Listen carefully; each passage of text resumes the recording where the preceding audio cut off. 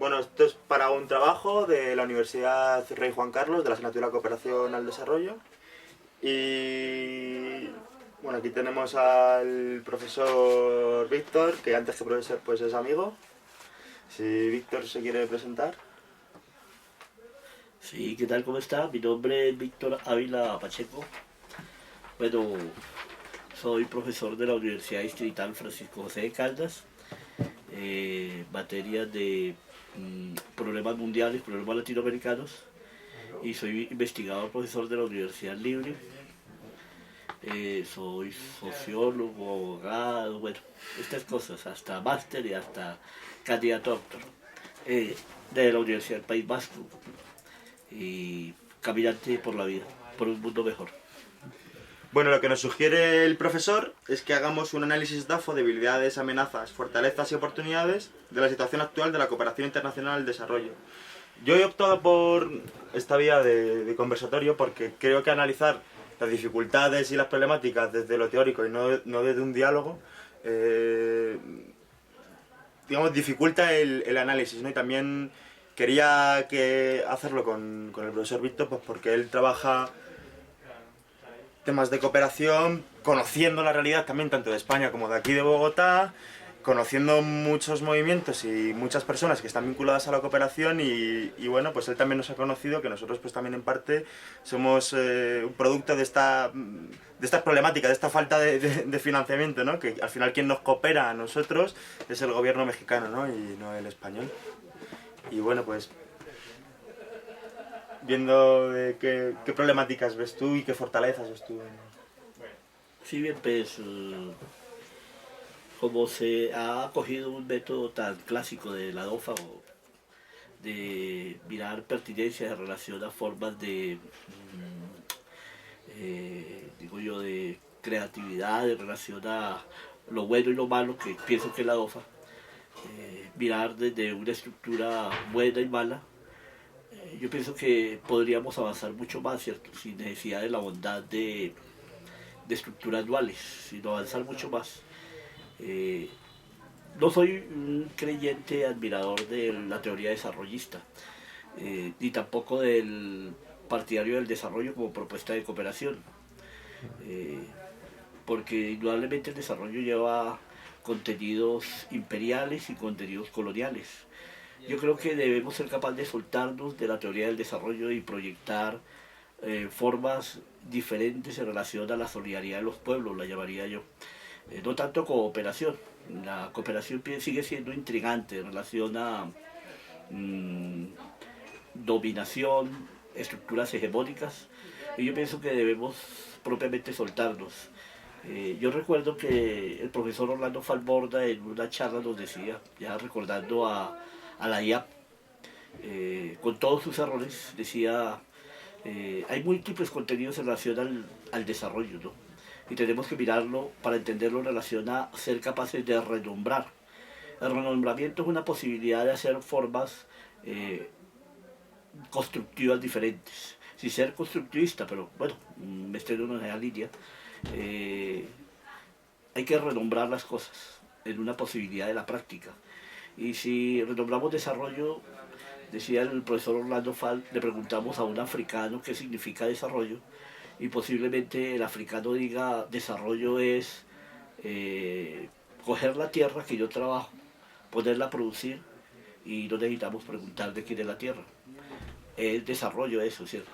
Sin embargo, deberemos mirar todos los contextos que implica el desarrollo, con todas sus implicaciones sociopolíticas, eh, norte, sur, igualmente estructuras de donaciones para reconstrucción de pueblos, y lo interno que lleva relación a préstamos internacionales, modelos educativos, modelos económicos, y cuando ya hablamos de cooperación, pues está implícito todos los contenidos que lleva.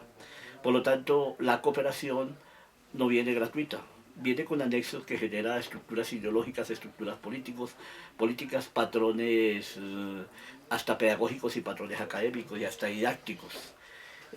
Pienso que la cooperación debe dar un giro en los lenguajes, un giro epistémico y un giro práctico. La cooperación debe llevar la incidencia de los pueblos por ser capaces de construir sus propias sociedades. Decimos nosotros que el desarrollo cumplió una etapa, o sea, la teoría del desarrollo como forma de cooperación. Y bueno, nosotros sabemos que indudablemente está implícito la Segunda Guerra Mundial, reconstrucción de Europa y reconstrucción en relación a lo que dejan las guerras. Pero en América Latina ha cumplido los patrones de anexar geopolíticamente estados y pueblos. Creemos que nos parece muy interesante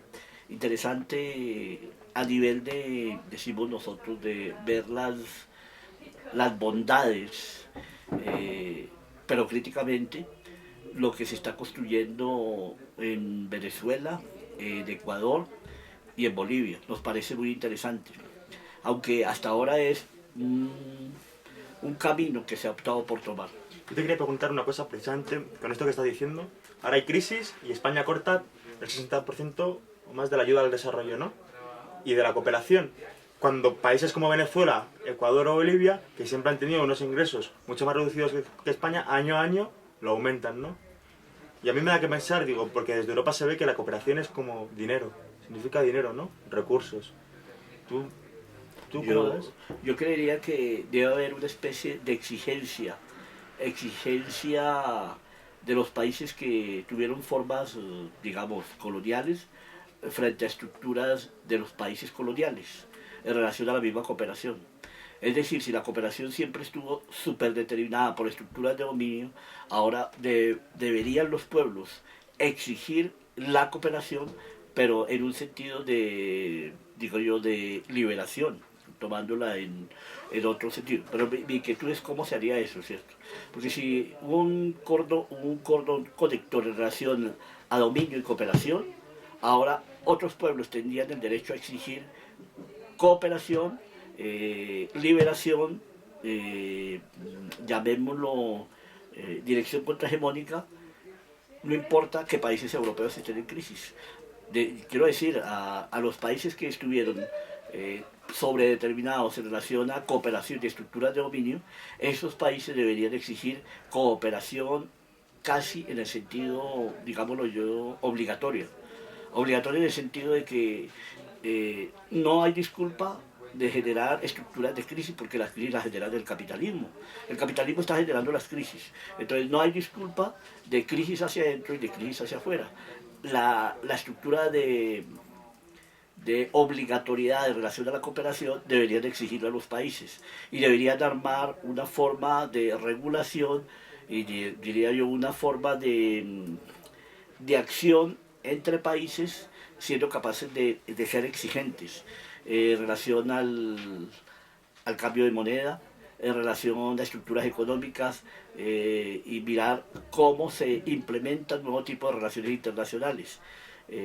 Porque es que esta estructura de crisis económica pienso que cobija un manto de irresponsabilidad de los países que siempre han generado estructuras capitalistas. Digo yo, no es gratuito que la cooperación se hace de países anglos o países norteamericanos o países europeos, pero pensamos que la cooperación se hace a costillas de estructuras económicas de dominio.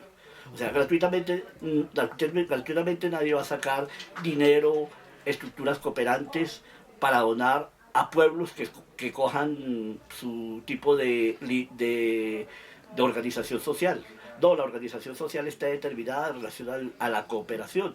Entonces, digo que los pueblos se deberían tratar de unificar en relación a generar nuevas estructuras para generar formas de resistencia. Entonces, por eso decía yo que me parece curioso lo de Venezuela, lo de Ecuador y lo de Bolivia, en relación a que sus constituciones por primera vez son capaces de hablar en reconocimiento de otras formas de solidaridad. Ni siquiera llamémoslas de solidaridad, porque es intrigante las palabras, ¿no? La solidaridad igualmente lleva implícito estructuras de dominio. Entonces digo que habría que hacer un giro, pero nosotros no compartimos que sea un giro tanto de colonial. Yo pienso que hay que ir más allá de la estructura de colonial, si es que es posible hacer un giro de colonial. Es que, mire, la estructura del postcolonialismo, porque podríamos hablar del postcolonialismo en relación a la cooperación, ha mirado que es posible generar otras estructuras de relaciones, donde se mire dentro de esa relación la estructura de colonialidad, pero con una intriga, que es que ellos generalmente han colocado, llamémoslo, una metáfora que es intrigante, que es la metáfora de los procesos dialogales. Y creo yo que cada pueblo debe definir su historia. Y como la debe definir su historia, la famosa interculturalidad en relación a cómo se complementan los pueblos debe dar la posibilidad, no solamente del diálogo, debe dar la posibilidad del no diálogo. Pienso que de eso iríamos un poco en contradicción de Fordet-Betancourt, porque Fordet habla de un proceso de dialogicidad y nosotros decimos que debe haber procesos no dialogales, y en esos procesos no dialogales cada sociedad construye su historia. Indudablemente es intrigante cómo se podría generar estructuras no dialogales en relación a la relación entre pueblos, en relación a la cooperación, pero pienso que se debe ir más allá de la cooperación. Eh, Cuando hablamos de cooperación, más allá de la misma estructura, del mismo concepto, y más allá del desarrollo, pues nosotros hemos evocado que posiblemente el lineamiento de Venezuela, Ecuador y Bolivia esté por ese lado, tratando de mirar que posiblemente hay un debate en relación a la diplomacia, porque se empieza a hablar de diplomacia de los pueblos, pero la diplomacia de los pueblos ya era un asunto muy viejo en relación a una teoría económica. Pero cuando se empieza a hablar de diplomacia indígena, pienso que la diplomacia indígena ya salta con un contexto diferente a mirar lo cooperante. Es decir, cuando empezamos a hablar de patrones que llevan otros contenidos de relación del ser humano con su entorno, empezamos a mirar que es posible mirar otra forma de cooperación.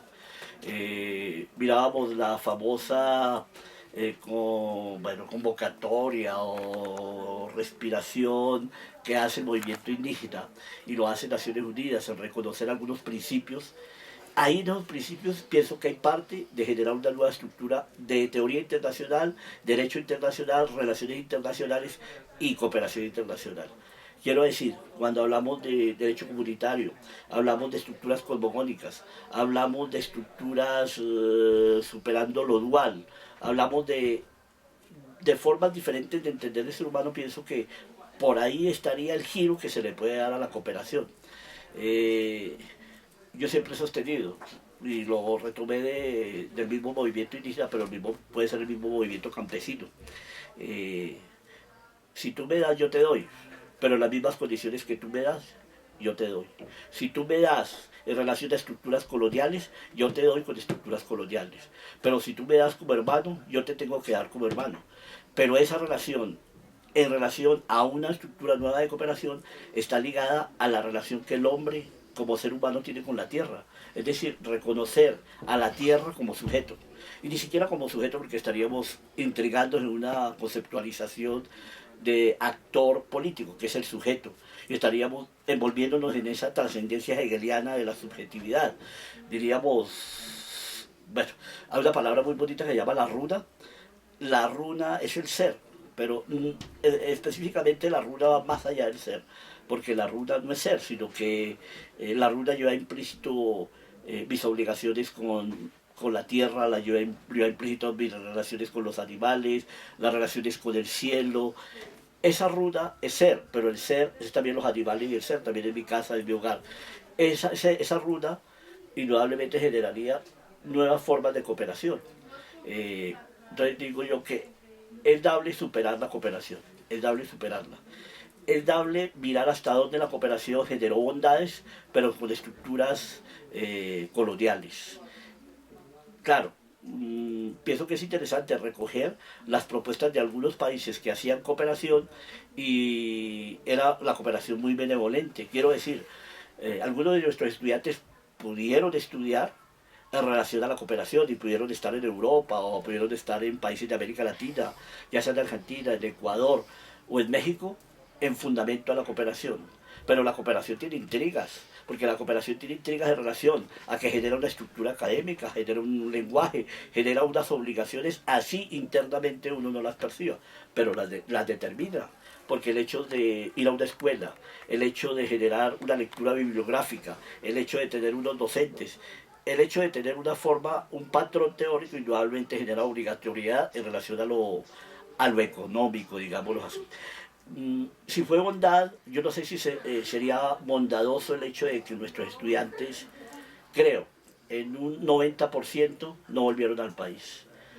Yo no sé si era irresponsabilidad de ellos mismos o irresponsabilidad de las formas de cooperación. Porque cuando enviamos a nuestros estudiantes a hacer una maestría o a hacer un doctorado, con la obligatoriedad de volver a nuestro país, no para reiterar su conocimiento, sino para asumir su posición política que tuvo al irse, ese estudiante ya no está pensando en ejercer compromisos sociales, digámoslo, o académicos. Igualmente está pensando en tener un salario justo, un salario digno, de haber estado 7 años estudiando, 7 años dedicado a la academia. Bueno, nuestro país no tiene esa capacidad de ofrecerle a un estudiante de ese tipo un salario justo, ni ofrecerle un intercambio en relación a lo académico, en relación a la cátedra, o en relación a un ejercicio de cooperación, ya sea el desarrollo o un ejercicio de cooperación diferente. Bueno, y entonces, ¿qué hacemos con ese estudiante? Fue en el marco de una cooperación y volvió, y la estructura de cooperación no le da garantías de ningún tipo.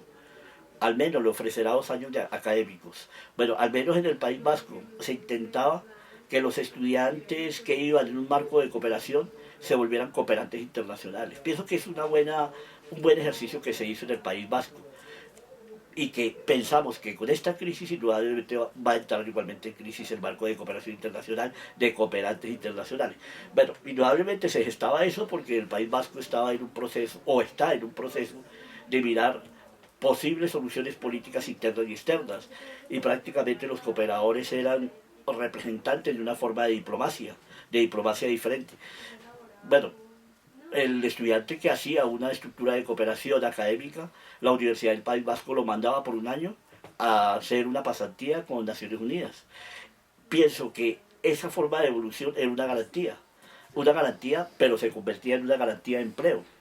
La cuestión era cómo soltar esa garantía de empleo en un rango diferente, no profesional, sino de envoltura relacionada a la responsabilidad con su país, con la sociedad de donde él surgió.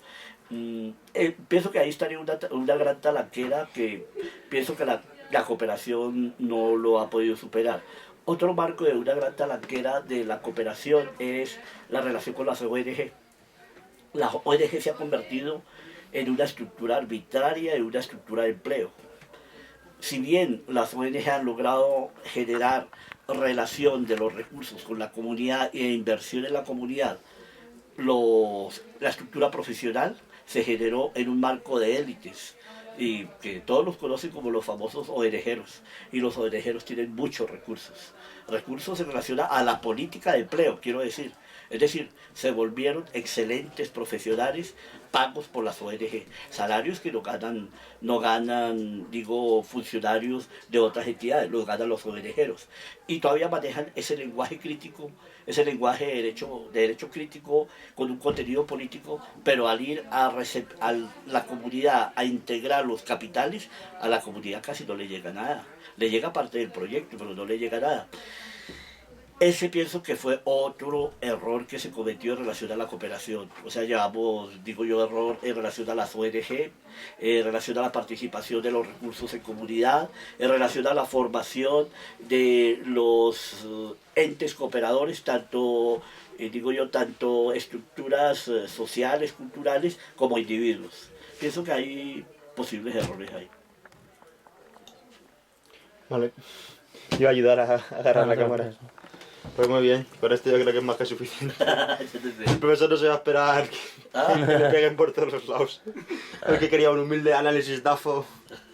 Pues muy bien, joder, sí que es duro esto lo de los estudiantes, ¿no? Que se van y no vuelven, me imagino. No vuelven porque aquí vuelven. ¿Y que se quedan por allí? Porque tienen más garantías de estar internacionalmente haciendo políticas diferentes y tienen empleo, mínimo. Bueno. Y aquí no tienen nada. ¿Y qué se han quedado en el País Vasco o en otros lados, en Europa? Se han quedado en el País Vasco, se han quedado en otros lados, pero no vuelven. ¿Y le siguen